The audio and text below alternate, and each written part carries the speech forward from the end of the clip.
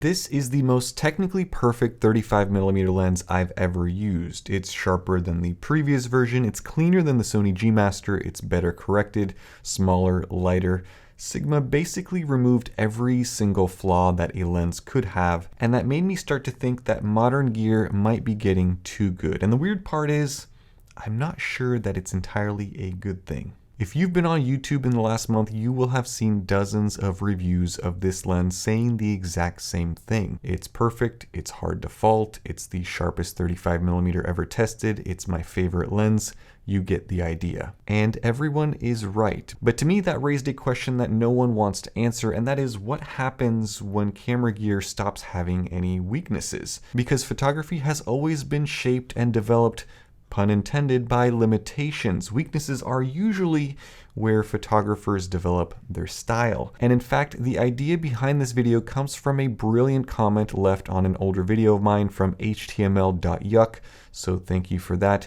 I must have read that comment 3 or 4 times trying to grasp all of it, and it is true. Think about how photographers used to work. They had manual focus, they had one focal length, one roll of film, no exposure preview, no stabilization, no autofocus with AI tracking built in. And these, you could argue, were disadvantages, but you could also argue they were creative constraints. I was reminded of this by several other comments in my recent gear sale video, which called me out for throwing a manual focus lens on the do not buy list. That was a pretty brilliant lens, all things considered, and several people there commented that the constraints of that lens makes for better learning. And we certainly see this today with Leica. They are still releasing $7,000 manual focus cameras in 2026, completely ignoring everything modern cameras are doing. The old way of shooting was all about creative constraints, and those constraints forced you to make decisions, and those decisions established your style. So what happens when your gear removes all decisions? Just think about it. Modern gear removes friction everywhere. The autofocus is so good that it never misses. The sharpness is everywhere in the frame.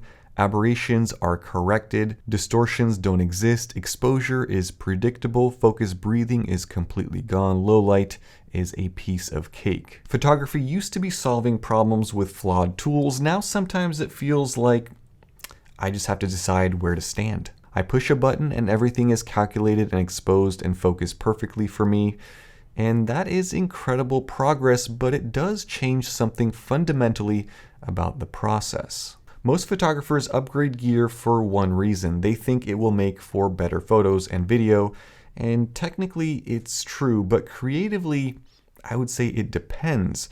We have a whole industry of filter manufacturers out there that sell mist and diffusion filters to introduce flaws into your image for the sole purpose of creating flawed and perhaps more charming photos. Think about how strange that is. We spent 30 years removing flaws from these lenses, and now we are paying money to put them back in.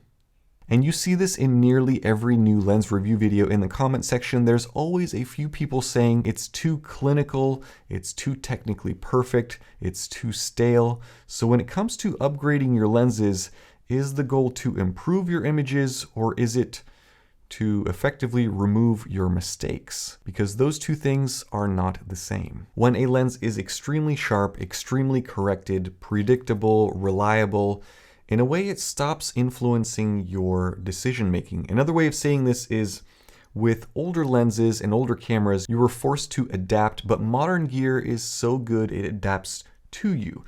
And that is, again, progress, but I can't help but ask, are we losing that adaptation that used to be part of the art? And I'm going to talk about AI for a second. Hear me out, because there is a parallel here. People are expecting tools to behave like assistants. That camera that you have, you put this brilliant lens on it, what does the package become? You have a camera setup that has autofocus to choose the subject, built-in processing to choose exposure, software that chooses color rendition. We are already more than halfway there to, I would say, full autonomy. We have AI tools now, editing software that can take a poorly composed image and add 60% or more to the frame, that can crop correctly, that can add or remove anything that you can think of. At some point, the question becomes, when does a tool stop being a tool, and when does a photographer stop being the photographer?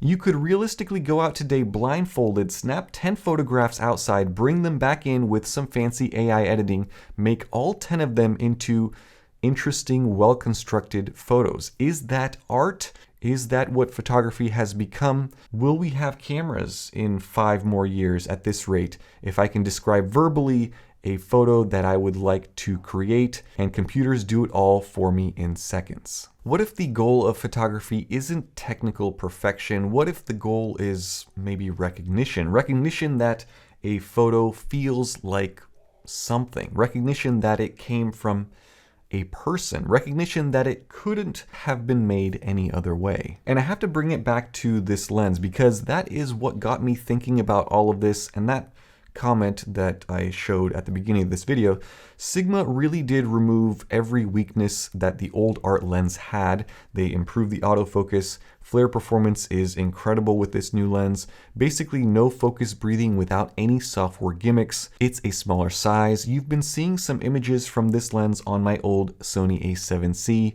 The lens is really, in one word, perfect. And lenses like this make photography easier. No one is going to argue that. If you had the old version that flared and you had to add contrast in post, remove aberration, sharpen up the corners, with this one, you don't need to touch any of that to get perfect photos. And this is the part no one talks about in gear reviews. What is the real purpose of gear? Not to sound existential, but when you think about it, why do we have cameras and why do we have lenses? Is it to remove effort?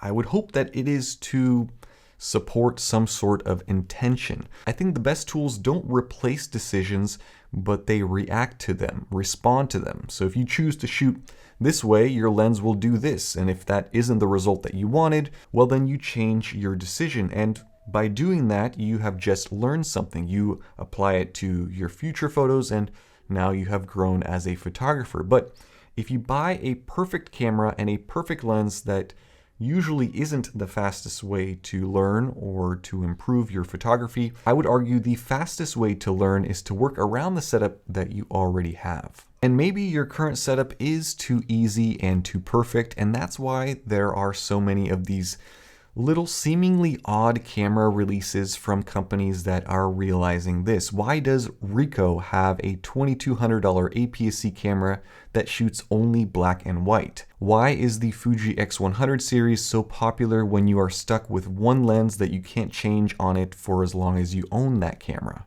Why did Sony release a new pocket full-frame camera with a 12-year-old lens on it? These companies are intentionally adding limitations back into photography. Why is there a sudden surge in popularity of old point-and-shoot cameras on eBay? I think this all stems from the same exact thing, trying to put the art back into photography because we have drifted so far away from it. I'm not trying to take anything away from this lens. It's a brilliant piece of engineering and design from Sigma, probably the best lens that they have created in their company's history. And for a lot of people who shoot professionally, who want perfect images and videos, who want zero flaws to deal with in post, it's a brilliant investment. But this is a Sigma art lens. It's in the name.